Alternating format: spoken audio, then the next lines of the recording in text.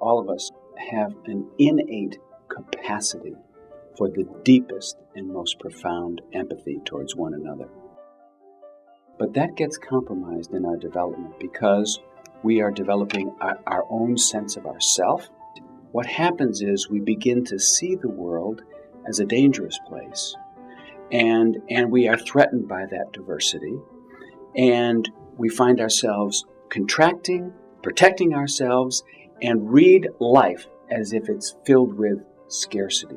The transformation that is inherent in every faith tradition is calling us to a place that takes us beyond that, so that we begin to see that we are not separate individuals, isolated from each other, but we begin to see that we are part of a whole, and that there's this whole field in which we are living, out of which we cannot fall, and that rather than the universe being scarce, when we can see this way, we see that it's filled with abundance.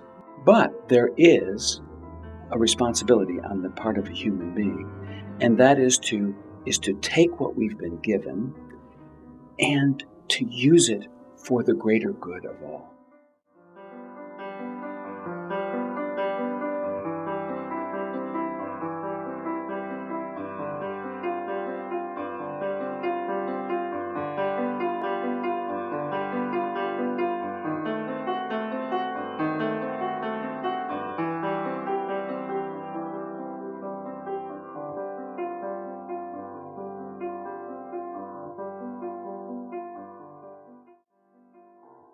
Empathy means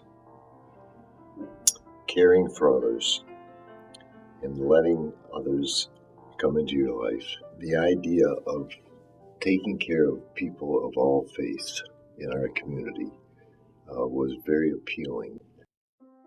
And the world is in tough shape. We feel so concerned about the whole world now. And you feel that you do so little, and the world needs so much. It means walking in someone else's shoes. And I think you can't do that if you're focused on yourself. These operations were giving children a chance to find their own voice and a chance to understand that they had something to contribute. Experiences in the arts enable kids to find out who they are. And then for stage, I just think of it, I've said this before, a learning laboratory for life. Theater, to me, is a place where people can learn empathy. So you have to be focused outward, and I think your heart has to be open.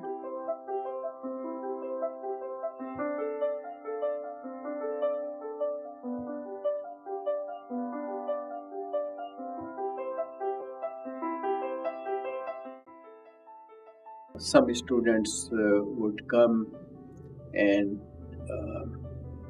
talk about loneliness. Some students came to talk about stress. It seemed very fulfilling to talk to them and see some of their problems solved. The more empathy you give, the more meaningful life becomes.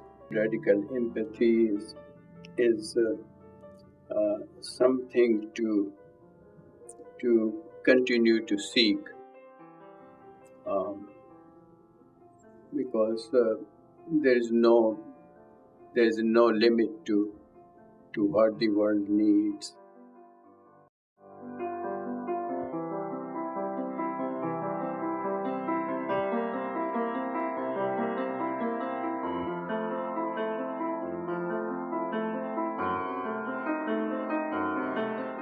Empathy is opening your heart to do something about it. We should always work on a project, and then we learn to work together.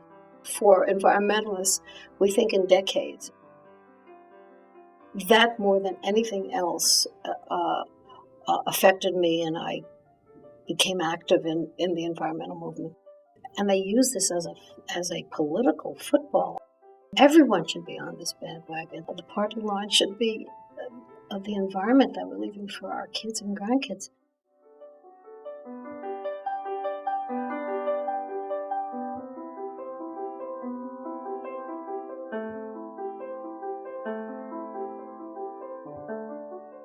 I'm, I guess, radical in the sense that I have a heart for those who are hurting. It's kind of been like a mission field in the inner city of Syracuse. But it's rewarding to walk down the street, Salina Street in Syracuse, and have people stop me and say, you don't know what you meant to me and what you did for my life was transformed. But now, I'm working at Mercy Works, and we're seeing young people there whose lives are ahead of them. And so, when you look back and you see all the fruit of your ministry, I'm a happy man. My greatest reward is when I get to heaven and the Lord says, well done, thou good and faithful servant.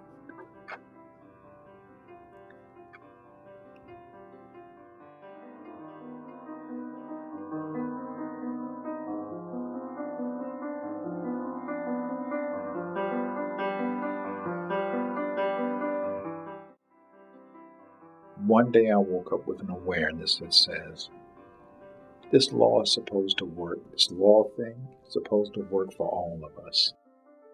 A good lifetime goal would be to commit yourself to making sure that it does. The best way to help somebody is to feel that they own their change process. So every time that they looked in the mirror, they saw someone who was special, where society had in effect been sending the messages for the duration of their lives. They were a little bit less or a lot less than special. You are here because at least one person in your lifetime was an ordinary person who did something of an extraordinary nature. We're all heroes of a sort. Okay, and we have an obligation to be heroes to our descendants as well. To do the kinds of things that we have to do and should do, because right and righteousness insist that we do it.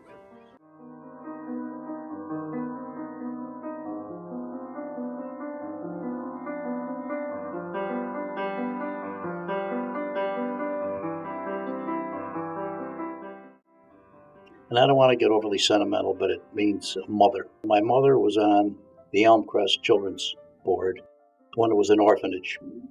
The Elmcrest Children's Center became an orphanage full of kids that lost their parent. And she would bring home children from Elmcrest. And as a little kid growing up, I thought that's what you do. You reach out to people that don't have what you have, and that's empathy. So when you get people in need and you have people that are willing to go out and help them, I wanted to be a part of that. I think in people that are relocating, and many of whom have lost their spouses, and they are alone and they're frightened and they don't want to be a burden to their family. But I think when they feel that they're going to be embraced and they're not alone, there are other people that are going through the same thing. And one of the nicest things about my job is when I go to work in the morning and I see 8 or 10 people sitting at a table in the area where the breakfast is served. And the thing that flows right through my mind is, if they weren't here, they'd be home and alone. I've always tried to believe and look at someone and think, if I had to walk their shoes, in their shoes for a mile, how would I look at this situation?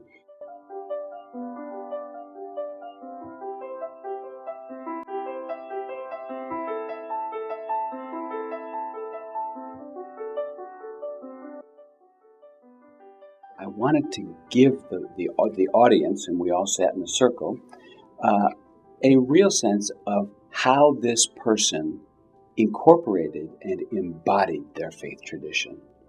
And so there was this incredible give and take in the conversation. If people could be encouraged to take their own tradition down to these deeper levels that approach this silence, this this sense of unity beyond all words, then we would find much more cohesion within the faith traditions. And we do amongst those people who have taken their own faith tradition that far. Interfaith works and interfaith ideology focuses on understanding each other, appreciating each other, cooperating with each other. And if we are able to do this in all walks of life, in matters of race, in matters of ethnicity, in matters of religion, then our country will be a much better place than it is, and the world will be a much better place than it is.